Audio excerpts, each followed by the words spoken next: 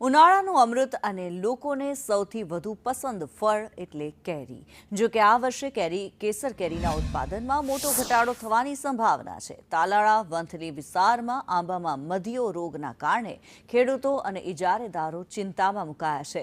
December અને જાન્યુઆરીની શરૂઆતમાં જ આંબા પર ખૂબ જ સારા મોર આવતા ખેડૂતોને કેરીનો પાક ખૂબ જ સારો થશે તેવી આશા હતી, પરંતુ ધીમે ધીમે મોર વાતાવરણની અસરના કારણે બળી જતા હવે કેરીના પાકને નુકસાની સહન કરવાનો વારો આવ્યો છે.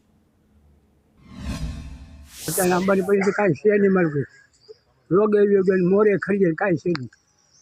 રોગ ઉયો ગયો, રોગ હતો. ઉત્પાદન કેટલું થશે? ઉત્પાદન જો થાય તો 50,000 થાય. અત્યારે 50,000 ખર્ચો કર્યો છે.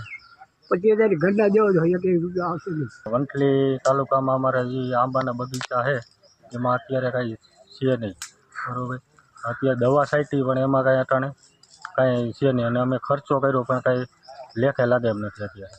પછી એમાં અટાણે અમારે કાંઈ થાય એમ નથી અમારે. ખાસ અત્યારે જે મધ્યા માટેના ઉપાયોની દવાઓનું સજેશન આપણે કરેલું છે, પ્રોટોકોલ આપેલા છે કે એની અંદર જુદા જુદા પ્રકારની જે દવાઓ છે એનો છંટકાવ કરવાની વાત છે, એ ખેડૂતોએ ખાસ ધ્યાનમાં લેવા જેવું છે.